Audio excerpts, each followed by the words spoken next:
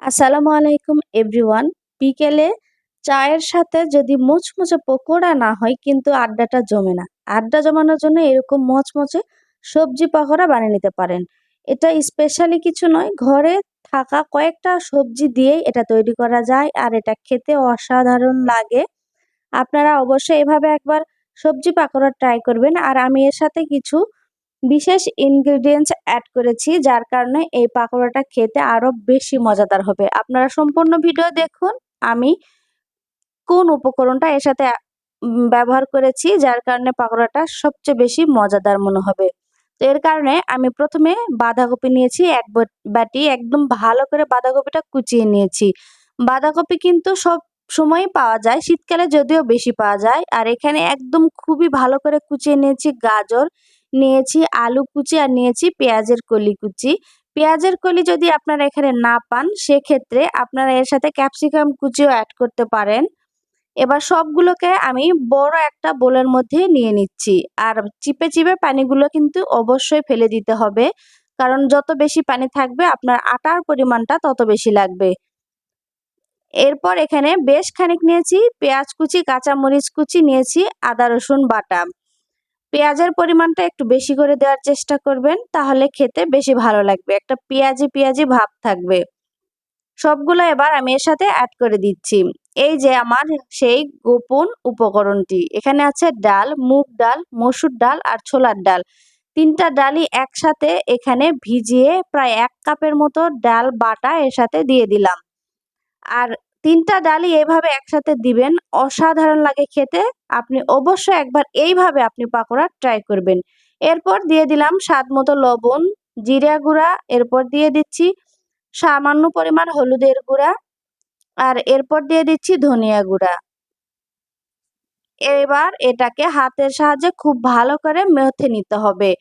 আর আমি যেভাবে ডাল দিয়ে এই পাকোড়াটা তৈরি করেছি, এটা খেতে এত মজার হয়, আপনি যদি একবার ট্রাই করেন সত্যি বলছি আপনি বারবার এইভাবেই তৈরি করে খেতে চাইবেন। আর এর সাথে আমি অল্প অল্প করে চালের আটা দিয়ে দিচ্ছি। চালের আটাটা একবারে বেশি করে না দিয়ে খুবই অল্প অল্প করে এভাবে বারবার দিলে এটা আপনার মাখতে মাখতে এই সবজিগুলো থেকে পানি ছাড়বে। আর অল্প করে আটা দিলে এটার ঘনত্বটা বোঝা যাবে। যতক্ষণ পাকোড়ার শেপ খুব সুন্দরভাবে না আসে ততক্ষণ এটা হাতের সাহায্যে এভাবে খুব সুন্দর করে মেখে নিতে হবে। তো এই যে মোটামুটি পাকোড়ার শেপে এসেছে, তারপরে মনে হচ্ছে একটু নরম আছে। আমি আবারও খুব সামান্য একটু চালের আটা দিয়ে আবার এভাবে একটু ভালো করে মেখে নিলাম। আর এবার পাকোড়ার শেপটা খুব ভালোভাবে এসেছে। এই যে দেখুন এটা কত সুন্দরভাবে পাকোড়ার শেপে এসেছে। এটা একদম পেঁয়াজের মতো তৈরি করা হবে। হয়ে গিয়েছে আমার এটা খুব ভালো করে মাখানো। এবার চলে যাচ্ছি আমি পেঁয়াজি তৈরিতে। ফ্রাই প্যানে আগে থেকেই আমি তেল দিয়েছি, তেলটা খুব ভালোভাবে গরম হয়েছে।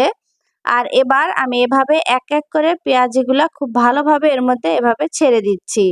আর তেলটা খুব ভালোভাবে গরম হওয়ার পরেই কিন্তু দিতে হবে, না হলে আপনার এই পাকোড়াটা খুব বেশি মচমচে হবে না।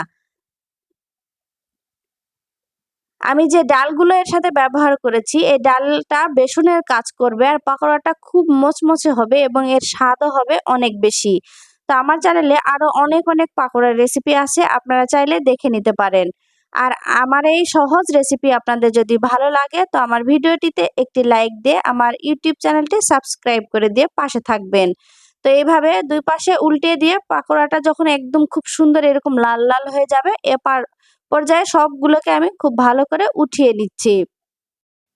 আর এভাবে তেল ঝরিয়ে একটা প্লেটে আমি টিস্যু দিয়েছি, টিস্যুর উপরে পাকোড়াটা রেখে দিলাম, তাহলে পাকোড়াতে যে এক্সট্রা তেল থাকে এই তেলগুলা টিস্যুয়ে শুষে নিবে।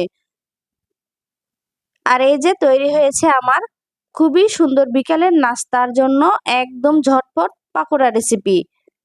তো আজকের মতো বিদায় নিচ্ছি, আল্লাহ হাফেজ।